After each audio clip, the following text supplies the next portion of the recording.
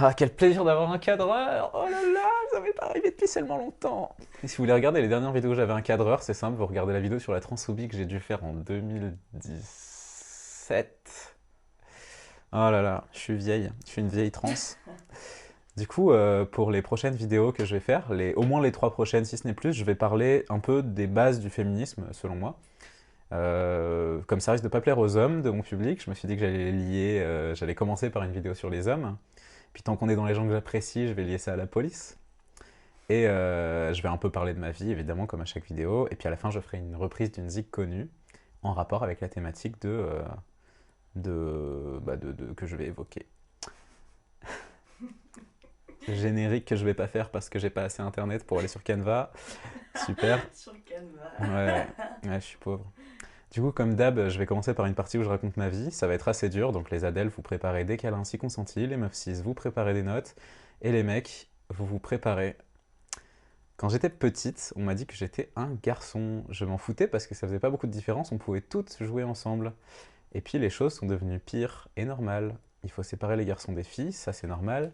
Être agressif, c'est normal. Le harcèlement, c'est normal. Les hiérarchies, c'est normal. Au collège, c'est normal de traiter les meufs comme des objets, de parler de leur cul alors qu'elles sont assez loin pour entendre. C'est normal, même si c'est des mecs pas trop méchants qui le font, ça reste normal. Et ma vie, c'était être seul ou être dans un groupe qui me harcelait ou dans un groupe qui harcelait quelqu'un. En fait, pendant 10 ans, j'étais partagé entre moi seul, qui devais garder tout ça à l'intérieur, toutes mes émotions, toutes mes larmes, toutes mes objections. Oui, parce que essaye de pleurer en public alors que t'es un mec avec un groupe de mecs au collège. Déjà, tu peux pas croiser les jambes sans que les gens commencent à te harceler, donc tu penses bien que pleurer en public. Je l'ai fait plusieurs fois. Du coup, je devais limiter toutes mes émotions, toutes mes larmes, toutes mes objections. Et puis du coup, il y avait aussi le moi avec les autres qui devait obéir, imiter, se taire. Je savais que c'était horrible, je le savais parfaitement. J'ai pas un moment pensé que ça ne l'était pas. Mais c'était regarder, faire ou qu'on le fasse à moi. Et j'ai un peu résisté, j'ai un peu obéi et je me suis énormément isolé. Et je devais vivre avec ça tous les jours. Mon masque d'homme qui obéissait, qui me faisait tellement mal, et qui faisait tellement mal l'illusion parce que ça se chantait que c'était pas mon truc. Et, euh, et puis, dans le miroir, il y avait moi, l'homme parmi les hommes, le lâche parmi les lâches, le prédateur parmi les prédateurs. Et il y avait un autre truc, innommable, parce que j'avais pas de mots. Il y avait une souffrance dingue, parce que je pouvais pas en parler. Et c'était cette partie de moi qui contenait l'espoir. Et c'est à cause de ce truc que je suis resté en vie. Parce que je voulais lui donner une chance de vivre sa vie. Et maintenant, ce truc, c'est moi. Et j'étais prise entre péter un câble d'être seule. Mes parents rentraient tard, ils étaient trop crevés pour entendre ce que j'avais à dire. Ma mère voulait m'envoyer chez la psy, je le vivais mal parce que je voyais pas mes émotions comme quelque chose qui sortait de l'ordinaire ou qui devait être réglé. Je voyais pas ça comme un problème qui nécessitait une thérapie, j'avais l'impression que c'est le monde qui avait besoin d'une thérapie et pas moi. Et ça a été comme ça pendant 10 ans et ça a fait que devenir pire. Pendant 10 ans, j'ai quasiment pas pu parler de ce que je traversais, j'ai vécu comme si je devais cacher ma monstruosité. Je devais m'empêcher de pleurer quand j'allais mal, je devais m'empêcher de le dire quand j'appréciais quelqu'un, regarder en silence toutes les horreurs, les harcèlements, écouter toutes les insultes, sentir ces idées de merde rentrer lentement en moi et ressortir devant les miroirs. La dépression s'est durablement installée. Encore une fois, pas moyen d'en parler. Et puis, quand j'étais, quand je commençais à jouer beaucoup avec la mort, j'ai commencé à avoir des potes filles et j'ai eu l'impression de sortir de prison. Mais que la prison patriarcale était toujours en moi. J'avais tellement de raisons de comprendre pourquoi elles n'étaient pas à l'aise avec moi, parce que j'avais vu les mecs faire, que j'allais tellement mal et que j'arrivais pas à les rassurer. En fait, j'arrivais à peine à être là et à sourire un peu. Mais en quelques années, j'ai appris à reparler. Au début, je faisais que expliquer des trucs longtemps parce que je, je pense que à la fois je suis autiste et je regarde des vidéos, ce qui fait que c'est la seule forme d'expression, de parole qui m'a toujours été accessible. Mais à un moment, j'ai pu pleurer devant ma pote, j'ai pu lui dire comment je me sentais. Et de fil en aiguille, j'ai commencé à transitionner, simplement parce que je m'étais ouverte et que c'était un truc qui était pas loin, mais enfermé. Donc j'ai compris que mon rapport aux meufs était vide de pouvoir. Et c'est pour ça que j'ai compris en fait que j'étais lesbienne avant vraiment de comprendre que j'étais une meuf ou d'assumer que j'étais une meuf. Mais j'ai compris que dans mon rapport aux meufs, j'étais pas un homme avec une femme, j'étais autre chose qu'un homme avec une femme. Et la manière que je définis comme homme hétéro d'avoir des rapports, ça me faisait juste pas du bien en dehors de ce que ça apportait à l'autre personne. Et au bout d'un moment, j'ai commencé à me dire que mon genre était fluide. Ça marchait bien pour moi. Je, je me sentais toujours aussi morte à l'intérieur, par contre, quand j'étais un homme. Donc j'ai fini par me dire que ma part masculine, c'est pas une part de moi qui est vivante. Il n'y a même pas une part de moi qui a d'autres raisons d'être que juste de satisfaire les regards et l'oppression autour de moi. Et il y a des meufs qui m'ont vu comme l'une des leurs, un peu comme les mecs le faisaient en fait au début, c'est-à-dire que je les suivais un peu comme un chien, tu vois, et que de temps en temps on me donnait l'impression que j'étais équivalente aux autres. J'ai commencé à sortir avec des fringues féminines, j'ai droit au regard, au suiveur, au contrôle, à un machin que je connais pas, qui veut débattre de mon existence, juger mes fringues, qui pense qu'il peut comprendre ce qui se passe dans ma tête. L'autre mec qui me colle, un sale type qui veut rentrer chez moi la teub à l'air, puis des agressions parce que t'as pas honte de pas vouloir être un homme. En fait, à ce moment-là, je dirais que je suis sorti de prison pour sortir, pour me retrouver en enfer. Mais c'était un enfer moins grave que d'être en prison. Parce qu'au moins, je préfère passer ma vie à me battre plutôt que de passer ma vie de court. Et c'est pour ça que je dis aujourd'hui que je ne hais pas les hommes. Les hommes choisissent d'être les geôliers d'une prison dont je me suis échappé après y avoir passé 10 ans. Ce sont les flics d'un système dans lequel mon existence est criminelle, et je les regarde comme on regarde une caméra de surveillance ou une voiture de la BAC, avec méfiance et en me préparant à répondre. Mais parmi certains d'entre eux, je vois des traîtres potentiels, et des traîtresses parfois. Des délinquants, des criminels, des déviants, et je me sens bien, grâce à eux, en partie. Alors c'est quoi un homme? Il y a 3 manières d'être un homme. Ouais, ouais on l'avait prévu avant celle-là. C'est quoi être un homme? Bah en fait, il y a 3 manières d'être un homme. Il y a une manière individuelle, s'identifier comme un homme, s'identifier soi-même, hein, pas être identifié comme un homme, s'identifier soi-même comme un homme. Ça, pas de souci avec ça. Si ça te va, c'est une question intime et il n'y a pas de honte ou de culpabilité à avoir. T'es pas responsable de ce que les autres hommes font à partir du moment où simplement dans ton cœur t'es comme ça et voilà quoi. Il n'y a pas de contraire à affirmer son identité, il n'y a pas si tu assumes ton identité et que tu arrives à la reconnaître et à t'aimer comme ça, c'est quelque chose d'admirable et je pense que le monde a besoin de gens qui s'aiment. Et c'est très peu compatible avec le pouvoir en fait, de s'apprécier soi-même et de se connaître soi-même. Le pouvoir a besoin qu'on soit faible et si tu trouves de la force dans le fait d'être un homme et que ça te convient, tu fais quelque chose qui va contre le pouvoir. Il y a une autre manière qui est collective. Être un homme, c'est être un homme dans un groupe d'hommes qui te reconnaît comme l'un des leurs. Alors encore une fois, pas spécialement de honte, ça dépend vraiment du groupe. En fait, j'ai connu plusieurs groupes d'hommes différents. Il y a des mecs gays et pauvres qui m'ont fait me sentir comme si j'étais la reine du monde, et ça a énormément participé à me donner du courage et de l'amour envers moi-même. Il y a des mecs pauvres qui ont écouté ce que j'avais à dire, et ça m'a donné l'impression que ce que j'avais à dire restait valide, même après ma transition. Il y a des mecs trans qui sont mes frères, basiquement, et qui me protègent, et qui m'écoutent, et qui sont là pour moi quand il faut, et bah, c'est juste mes frères, quoi. J'ai pas peur d'eux. Mais il y a aussi des mecs qui m'ont détruite. Il y a des mecs qui m'ont suivi, il y a des mecs qui, par groupe de 3, imposaient un couvre-feu avant même que ça soit l'heure. Puis il y a des mecs qui ont des violeurs dans leurs potes, il y a des mecs qui sont des violeurs, dont je sais que c'est des violeurs, il y a des agresseurs dans leur groupe de potes qui veulent pas en parler, il y a des types qui font des concours de blagues racistes entre potes pour s'amuser, il y a des mecs qui collectivement foutent les boules, il y a des mecs qui font les mecs. Et parmi ces groupes de mecs, il y en a qui décident que les gays ne sont pas dignes de leur respect, encore moins de rentrer dans leur groupe, que si t'es noir, la condition pour rentrer c'est de supporter toutes les blagues horribles qu'ils ont en stock. Euh, que si t'es une meuf et que tu veux supporter leur présence, il va aussi falloir évidemment justifier d'être sous leurs contraintes. Et évidemment, les mecs trans en sont globalement exclus, ou à moins qu'ils décident vraiment de prouver leur masculinité pure et magique par une violence extrême, dont seules sont capables, en fait, les personnes qui sont nées avec ça et à qui ça a convenu à toutes les étapes. C'est-à-dire les mecs cisgenres hétéros qui sont confortables là-dedans et qui sont confortables d'autant plus avec l'idée de pouvoir et qui font le choix du pouvoir.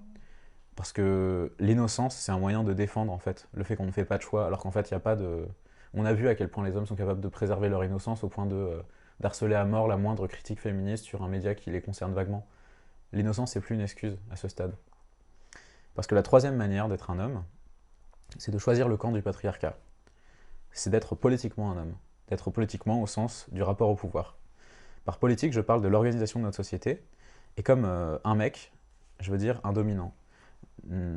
Le patriarcat met en place que les hommes sont ceux qui exploitent les femmes sont celles qui sont exploitées, et les déviants ou marginaux, par exemple les femmes qui font du travail du sexe ou qui affirment leur sexualité, ou bien les personnes qui ne rentrent pas dans ces cases ou tout autre, sont les personnes qui ne renforcent pas le pouvoir et qui donc doivent être exterminées. C'est une théorie, c'est un usage particulier de ces mots, donc te soucie pas de questions esthétiques, ne t'accroche pas à l'étymologie ou la biologie du truc, je m'en fous de ça. C'est vraiment une question de pouvoir. Et le pouvoir, c'est pas une question de. Ça dépend pas d'un petit truc, c'est tout un contexte. Et le pouvoir patriarcal est aux hommes qui sont inclus dans tous les groupes d'hommes, c'est-à-dire encore une fois les hommes cisgenres, hétéros qui acceptent le patriarcat, et c'est d'autant plus facile d'exprimer ta masculinité d'une manière prédatrice si tu as un privilège de classe. Ce qui n'empêche pas les hommes prolétaires blancs de faire du mal aux gens, les hommes pas blancs de faire du mal aux gens, etc. C'est une question de choix, et tu as d'autant plus de choix de faire du mal au monde quand tu es du côté du pouvoir sur plusieurs plans. Euh, le prix à payer pour être tranquille dans cette prison, c'est d'en être le surveillant ou d'être un flic à l'extérieur, de capturer les gens pour les y foutre. C'est quoi la police du coup? La police, pour moi, avant d'être une institution, c'est une pratique, c'est-à-dire qu'on va policer ton corps, on va le surveiller, le punir s'il ne va pas dans la direction qu'il faut, selon le pouvoir, et du coup, on pourrait dire que les corps du coup, sont policés, sont surveillés et punis, comme dirait Foucault. Comme je te parlais d'espaces mentaux, par exemple, il y a des fois dans ta tête, il y a un flic. Il y a les restes du passage d'un flic dans ta vie, un flic officiel ou un flic d'un autre type. Mais par exemple, ça peut donner des trucs comme ne plus oser de sortir quelque part parce que tu as subi une agression, ne plus oser de t'habiller d'une certaine manière parce que tu as subi des regards, des insistances, des trucs, et ne plus aller en manif par exemple avec les lacrymos. Ça c'est typique c'est pour ça que la police maltraite les gens en manif, c'est pour qu'ils ne reviennent plus. Le but c'est de contrôler nos comportements avec de la violence, et ensuite de nous surveiller pour éviter que simplement on intègre cette surveillance, pour éviter qu'on fasse quelque chose qui va contre le pouvoir. Quand t'es pauvre, t'as Pôle emploi qui te surveille et qui s'assure que tu t'actualises pour que tu saches que t'es surveillé, que tu restes, que tu gardes à l'esprit cette surveillance, et que tu commences pas à faire des trucs un peu trop libres. Et de temps en temps, ils vont vouloir policer les corps des chômages, donc ils vont commencer, le corps des chômeurs, donc ils vont commencer à dire vas-y, on va vous couper la loque si vous acceptez pas tel truc. Et puis on va faire plus de contrôle, toujours plus de contrôle. Il faut que tout le monde sache qu'on fait plus de contrôle. C'est pour ça d'ailleurs qu'ils le disent dans les médias en général quand ils le font, parce que logiquement, si leur but c'est de trouver des fraudeurs, ils vont pas l'annoncer partout, quoi. Et si t'en as marre de dormir dehors, il y a là aussi la police officielle qui va te déloger d'un squat. Si tu manges un sandwich à 3 euros qui a coûté 5 centimes à produire sans le payer, on t'envoie dans la prison officielle, si tu te fais choper évidemment. Et on remarque par exemple que dans les crimes concernent des personnes qui ont beaucoup plus de pouvoir, le passage en prison est beaucoup plus rare et beaucoup moins violent, quand bien même le dommage causé à la société est colossal comparé à un vol. Le truc, c'est que la police officielle, elle suffit pas pour elle suffit pas pour surveiller tout le monde. Il y a trop de gens oppressés, et rappelez-vous que la police recrute. Donc, en question de patriarcat, la police, elle est recrutée simplement sur un regard, sur un groupe de potes, et elle s'autogère. Donc, elle fait des contrôles d'identité à coups de blagues racistes, tu vois, histoire de voir si tu vas te rebeller. Est-ce que tu vas ouvrir ta gueule sur cette question-là? Blagues misogynes, évidemment. Allez les meufs, hein? Quand on fait des blagues misogynes, est-ce que vous allez répondre ou est-ce que vous allez vous laisser faire parce que vous en avez marre de toujours passer pour la meuf qui va se plaindre? Et puis, foutre une main au cul, foutre un truc comme ça, tu vois. Comme ça, si tu te rebelles, on sait que dans quel camp t'es, on va pouvoir te réprimer. Et du coup, ça fait que tu vas laisser passer de plus en plus de choses. Le but, c'est d'intégrer des violences, d'accumuler des violences pour que ça devienne normal et qu'on arrête de se rebeller. Et du coup, il y a aussi le contrôle. Il y a tous les degrés de contrôle sont présents, hein, selon parfois à la mesure de l'oppression, mais parfois à la mesure de l'envie du flic en question. Hein. Il y a un flic, il a envie d'avoir du contrôle sur sa vie, donc il va exercer ça sur une femme. C'est pour ça qu'il parle de misère sexuelle, par exemple. Il parle pas de misère sexuelle, il parle de misère au sens où ils se sentent misérables de ne pas avoir quelqu'un à contrôler, ils se sentent misérables, les machos, de ne pas avoir quelqu'un qui leur torche le cul. Ils se sentent misérables que l'attente que le patriarcat fait peser sur eux ne soit pas remplie par une femme volontaire. Euh, c'est aussi pour ça qu'ils ont toutes ces logiques en fait de la femme devrait faire ça dans la société, etc. Et la police officielle, elle s'est construite sur le colonialisme en France. Ces méthodes, elles sont importées, elles sont expérimentées d'abord sur les populations colonisées. La formation de cette institution est issue de police coloniale. Et je trouvais ça intéressant parce que il y avait une meuf qui parlait de son voile dans une vidéo que j'ai vue il n'y a pas très longtemps. Et elle parlait du regard néocolonial sur son voile, comme le regard masculin sur les corps de la plupart des femmes, y compris les femmes voilées. Et elle disait que ça plaçait les mecs dans des positions de décider pour elle si elle devait le mettre ou pas, de décider de ses motivations, de raconter son histoire à sa place. C'était ce regard néocolonial qui en faisait une personne non déterminée, alors que pour elle c'était une affirmation très forte en fait de porter son voile. Elle avait fait ça par sa propre volonté, elle l'avait décidé d'elle-même, elle le gardait aussi par volonté de contrôle, notamment, elle expliquait un truc qui était vachement intéressant, je trouvais, elle disait qu'en fait, si elle le portait, ça lui permettait de décider qui voyait son corps, et donc d'échapper potentiellement à la surveillance et au regard dominant. Et j'en parlerai au prochain épisode, mais c'est essentiellement ça que les mecs font politiquement. Ils s'approprient ton corps, et pour ça, il faut d'abord te tuer à l'intérieur, il faut tuer ton potentiel de liberté dans l'œuf, tu vois. Il faut que tu enfermes tout ton espoir à l'intérieur de toi, comme un peu ce qui m'a été fait, et d'une manière ou d'une autre, d'ailleurs. Ils peuvent procéder à toutes les manières, et le viol punitif est une manière de faire ce truc-là. C'est pour ça, chers hommes, que vos blagues nous terrifient, et qu'aucune de nos violences esthétiques ne sera au niveau de votre violence politique. Vous pouvez dire qu'on peut plus rien dire, mais nous, si on peut plus rien dire, c'est parce que quelqu'un vous a fait tellement mal qu'on peut plus rien dire. Vous, c'est parce qu'on risque de vous répondre que vous imaginez que vous pouvez plus rien dire. Aux meufs qui me regardent encore, je crois pas qu'on puisse empêcher les hommes de nous regarder, ni qu'on puisse tous les tuer. Je crois qu'il faut qu'on apprivoise une force à leur opposer individuellement, et qu'on développe l'entraide entre nous, malgré tout. Je pense que ça peut partir des collages, ça peut partir de n'importe quel groupe. L'important, c'est de ne pas laisser des meufs isolées, et de toutes s'unir, et d'entendre ce que toutes les meufs ont à dire. C'est pour ça que sur le plan collectif, on a fini aujourd'hui par poser une menace, mais je pense que le trouble qui nous attend, c'est que ça soit pas stable, que le féminisme puissant finisse par être un féminisme qui se compromette avec le pouvoir, même si bon, on est plutôt vénère à cause de Darmanin, on a l'impression que le pouvoir il est plutôt parti pour se compromettre avec l'extrême droite qu'avec le féminisme. Dans la prochaine vidéo, j'en parlerai un peu plus. Donc je parlerai de nos corps, de notre force, et dans la suivante, je parlerai de comment on fait l'unité des luttes. Et je crois que je vais essayer de faire venir plus de personnes parce que du coup, ma lutte n'est pas toutes les luttes féministes, et j'aimerais que chaque personne ait une voix à la table. Et du coup, je vais vous remercier de m'avoir regardé, et maintenant, je vais vous chanter une chanson que j'écoutais en allant au lycée. Elle parle de prison, c'est The House of the Rising Sun, version John Baez. Vous pouvez vous abonner, regarder le reste des vidéos, et me suggérer un sujet. Merci d'être resté là. On va y arriver. On va y arriver. Ok. There is a house in New Orleans they call the Rising Sun, and it's been the ruin for many poor girl, and God, I know I'm one. If I had listened to what my mother said, I'd have been at home today.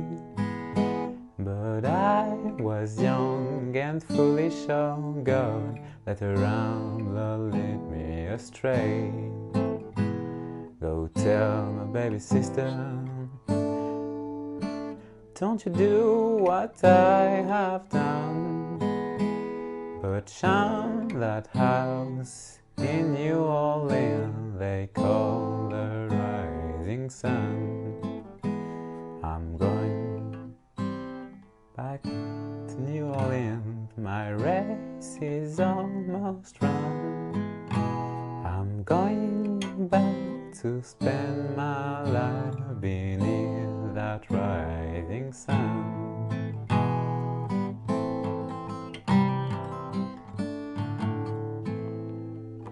C'était nul. C'était trop bien, arrête de Sérieux, c'était bien. Mais je te jure que c'était trop... Mais tu sais, putain, Attends, petit extra sympa. Pas de petit extra sympa, désolé, allez vous faire foutre. Mais meuf, c'était trop bien.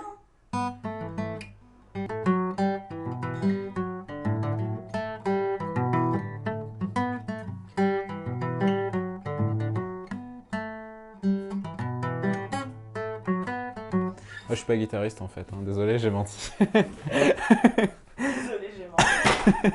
C'est un peu à la fin de son mandat. Désolé, j'étais en impro total pendant 5 ans, je voulais pas dire. Je suis magicien de base. L'argent continuait de rentrer, donc j'ai pas voulu dire. Mais en vrai, j'y connais rien. T'sais. Ça tourne toujours là? Oui. Ah putain. Oh là là, bordel. Tu veux pas venir là que les gens ils voient ta gueule un peu? Non, ils la connaissent déjà bien assez, ma gueule. Malo te fait des bisous. Ah bah. Non, elle me fait des bisous à moi, pas à toi. Pourquoi elle me fait pas de bisous? Pourquoi même pas cette fille? Pourquoi Ouais, bon, arrête la caméra là, tous les dramas de Montpellier ils vont être publics maintenant. D'accord. Mais ça, tu le coupes, hein? Bah ouais, je vais faire ce que je peux. Je vais pouvoir montrer, je peux montrer mes seins. Bah la caméra elle est vers moi, hein. Si tu montes tes seins il va rien se passer. Mais tu seras estomaqué. Je les ai vus plein de fois, tes seins. Ok, mais putain, mais c'est Ça, bon, ça tourne c'est- encore là ou... Ouais, bordel.